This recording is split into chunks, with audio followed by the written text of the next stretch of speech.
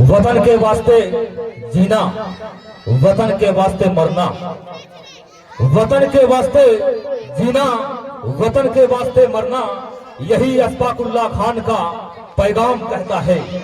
वतन के वास्ते जीना, वतन के वास्ते मरना, यही अशफाकुल्लाह खान का पैगाम कहता है। अब वतन की शान पर जब आँच आ जाए मुसलमानों, वतन के लिए जान दे देना, यही इस्लाम कहता है। 77वें गणतंत्र दिवस के मौके पर यहाँ पर उपस्थित बड़ी मस्जिद सुन्नी मिल्लत कमेटी के अध्यक्ष भाई मोनाजिर जी, बड़ी मस्जिद सुन्नी मिल्लत कमेटी के खजांची शेख दुखी साहब एवं हमारे बाईं ओर बैठे इस पंचायत के वर्तमान सरपंच हारून रशीद जी, मैं इस 77वें गणतंत्र दिवस के मौके पर आप तमाम साथियों का हार्दिक अभिनंदन, स्वागत, इस्तकबाल करता हूं।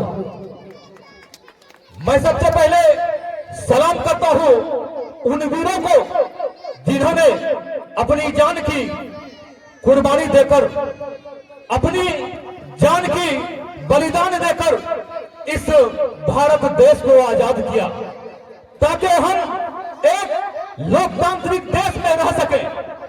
किल्लत है जिसके कारण मैं सीधे सीधे टू द पॉइंट पे आता हूं।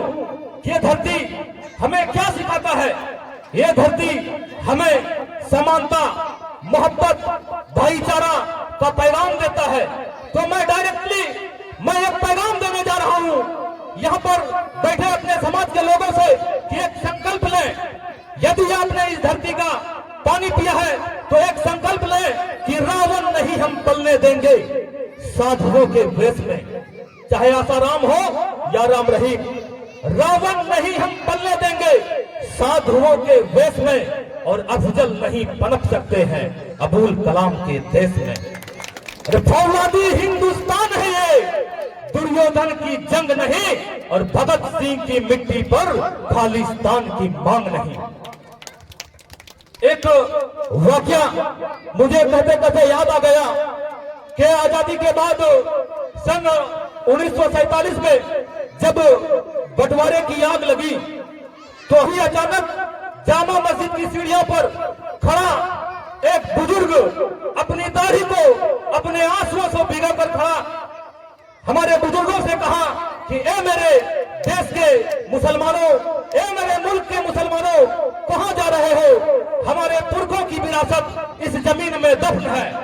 तब हमारे बुजुर्गों ने गठरियां जमीन पर रखा और मौलाना अबुल कलाम आजाद से एक सवाल किया कि मौलाना साहब, आज तो आप हमें रोक रहे हैं, लेकिन कल हमें दाढ़ियों के नाम पर, हमारे टोपियों के नाम पर, हमारे इबादत करने के तौर तरीकों के नाम पर अगर कोई मुझे सताएगा तो हमें हिफाजत करने के लिए, हमारा हिफाजत करने के लिए हिंदुस्तान में कौन आएगा?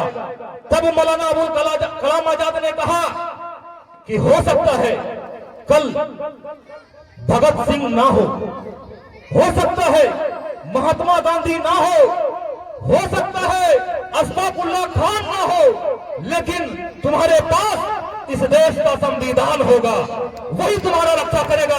आज उसी संविधान के मौके पर हम लोग यहाँ एकत्रित हुए हैं और जिन भारत को आजाद करने में हम अपना भूमिका निभाए हैं, उनमें से एक सीने को, एक कंधे को आज दरकिनार कर दिया जा रहा है। मैं याद दिलाना चाहूंगा साथियों, इतिहास के पन्ने पर रखिएगा।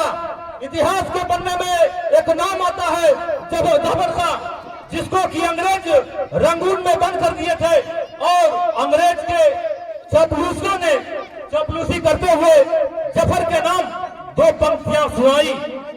वो पंक्ति क्या थी